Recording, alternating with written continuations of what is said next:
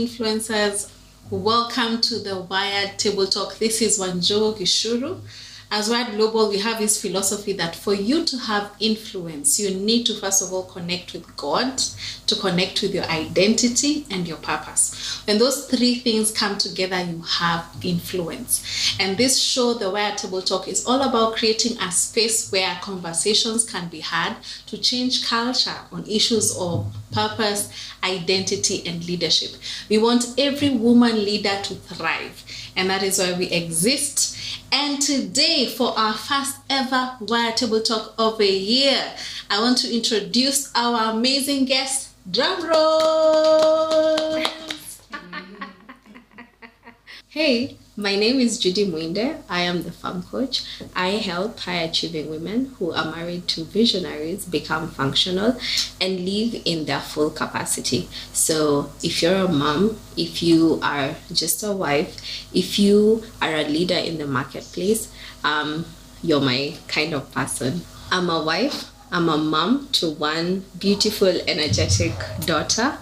I'm also a leader in the church. I function in the capacity of an integrator in the bishop's office in my home church. I am also a leader, someone who supports other leaders, entrepreneurs in the marketplace, in operations, human resource, and also in administration. Hey, you're a power woman.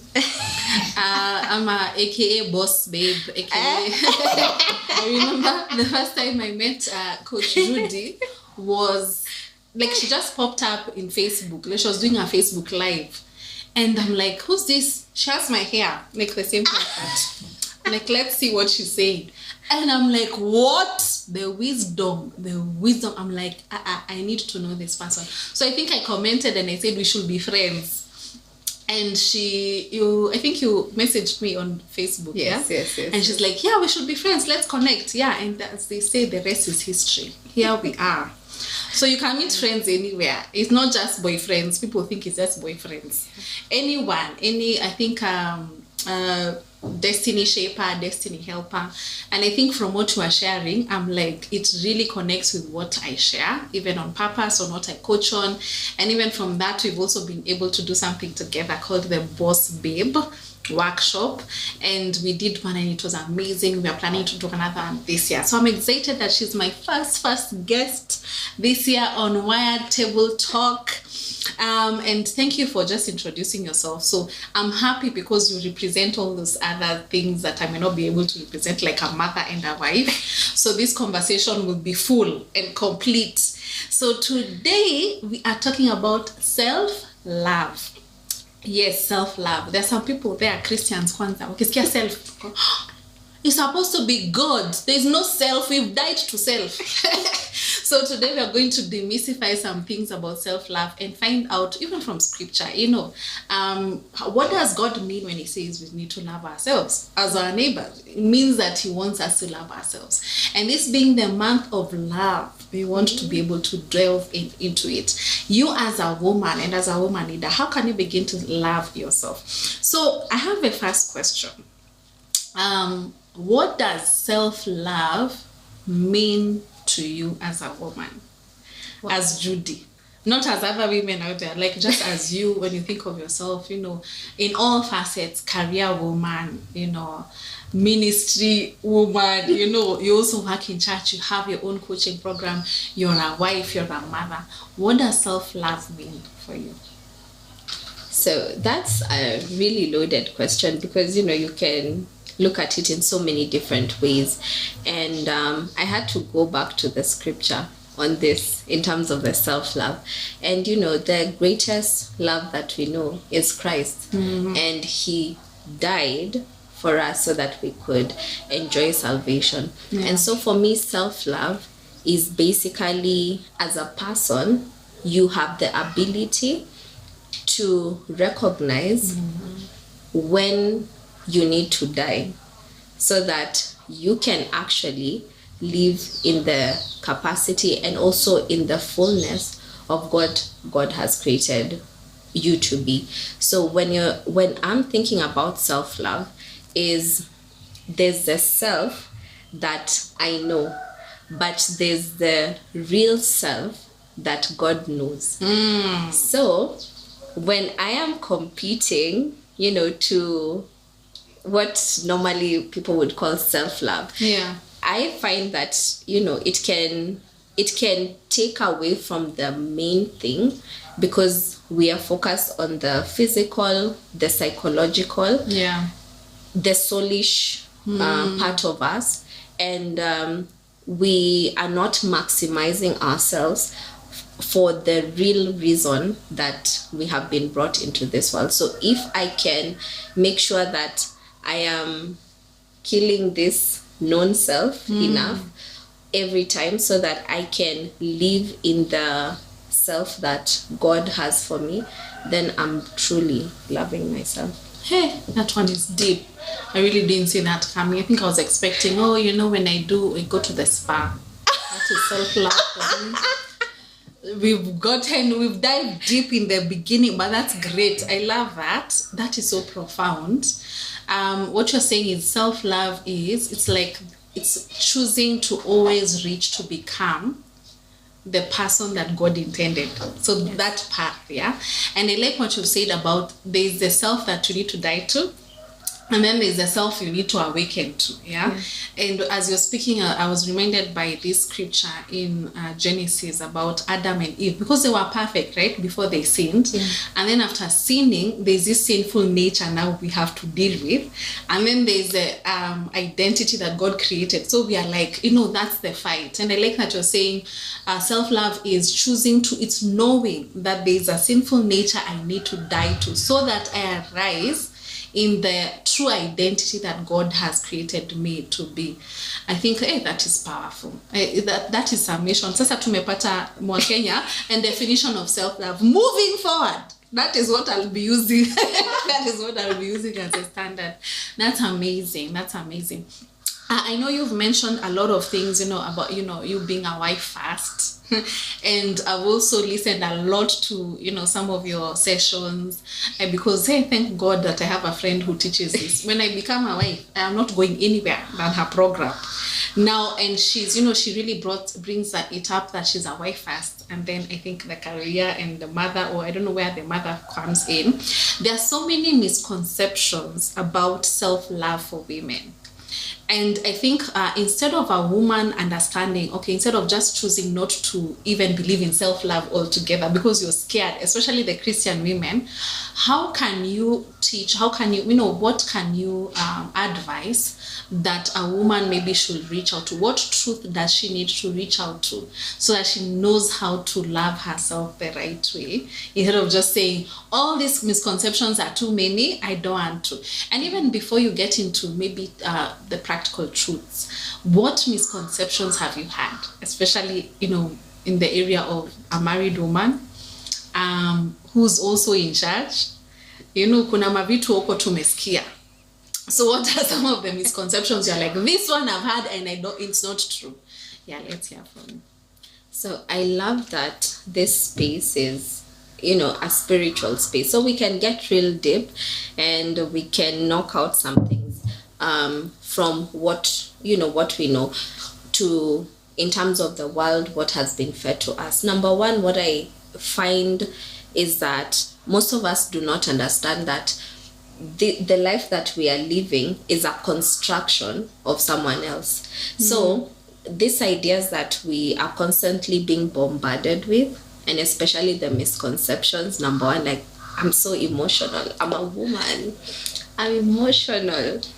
It's a construct. Someone has an agenda so that they can get you to achieve something for them. So for instance, if we say that we are emotional, there's someone who's benefiting from that end of you being conversation, because that means that, okay, if I'm emotional, then I'm not logical. I will make emotional decisions. So we can justify random shopping. What is called?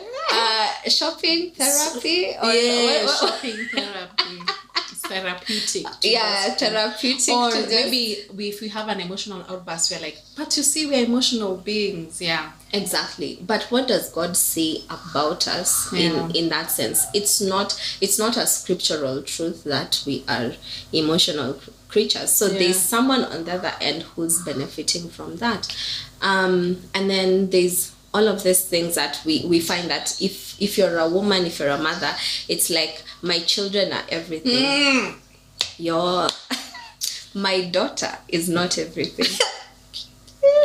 She should know that. It's exclamation mark. Please repeat that.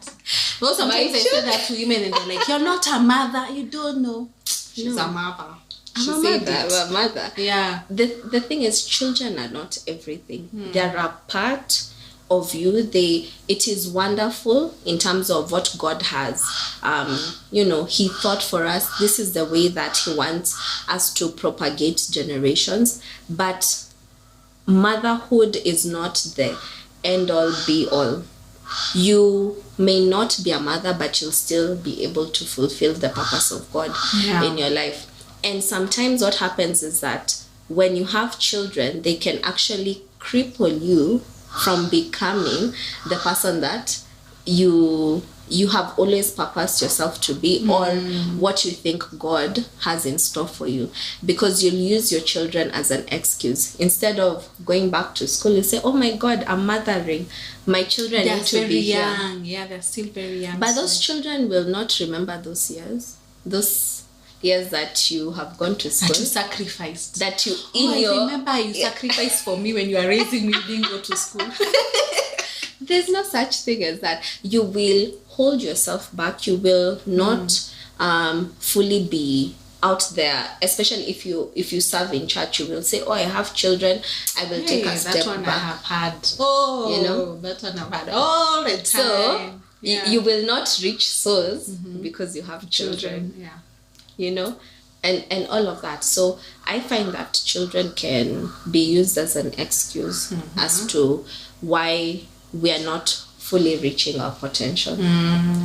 So, and I think probably the third thing I can think of in terms of us as women, the misconceptions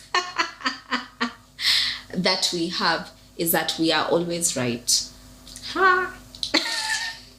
Yes. And this cuts across all everywhere. Yeah. So whether it's in the family, it's like if you're married, you're like happy wife, happy life. It's a lie. It's a lie.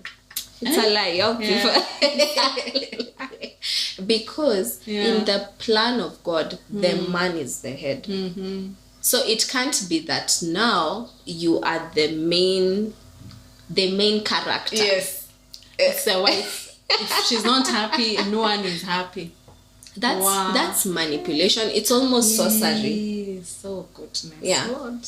Because you're becoming this person. If you are not pleased, the world revolves around you. And there's something I saw somewhere. So this is I'm giving credit to that creator, and she was saying that the way she sees life is that you have to know when to play the right character in the story. Because if in some stories, in some instances in life, you are the support character, so don't try and outshine the main character. Don't be the main character. And then there are times when you are the main character.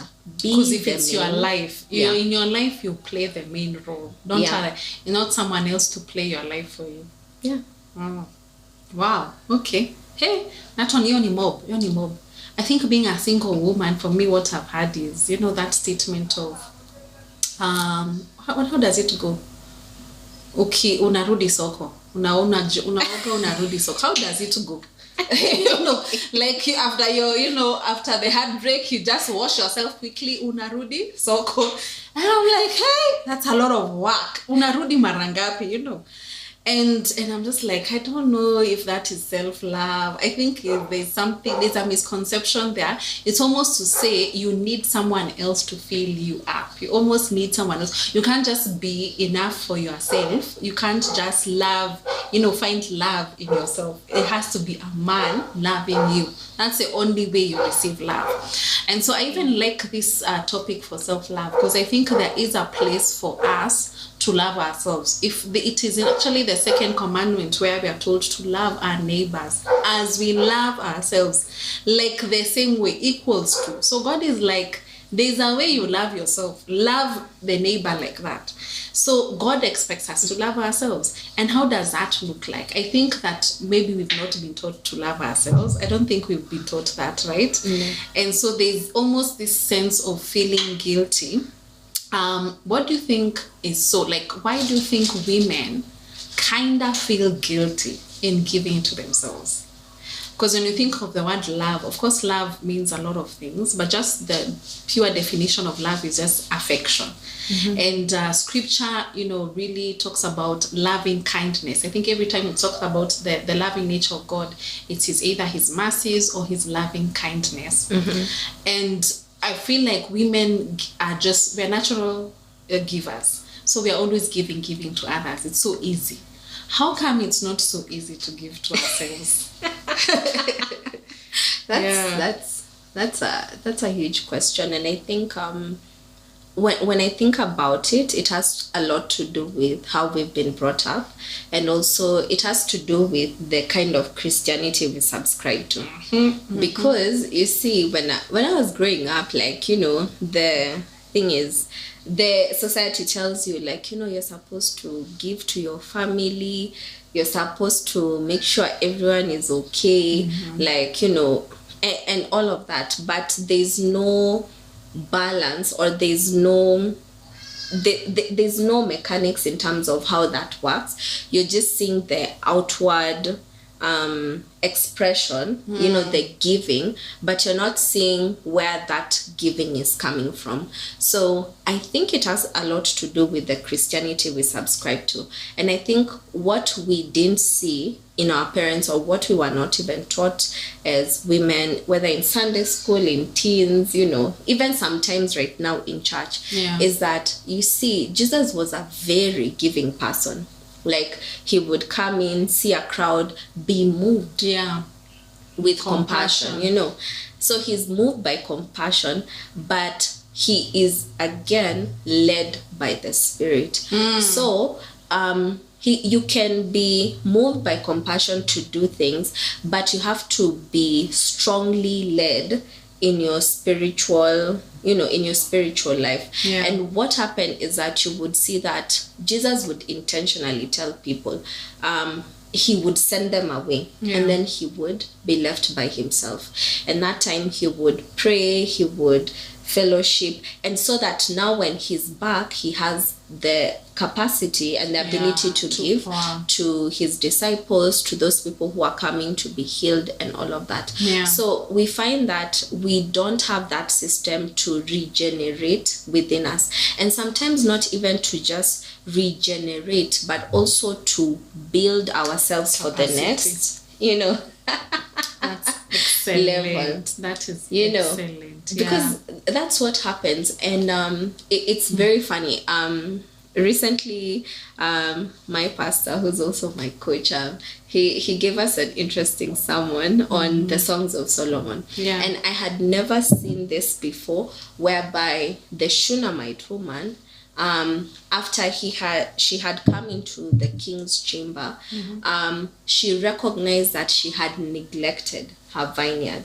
And when you follow the story, you find that from neglect, once now she's just come, she's ready, she's dark and whatever, she goes through the transformation of making herself into a valuable woman. She now works her vineyard, and the next time we see her on the other side, the king is coming to her vineyard, the one that she's built, she's Wow. planted, she's That's cultivated, and all of that. So now the king can find rest where she herself has built, and from there she can now give love, she can now give rest.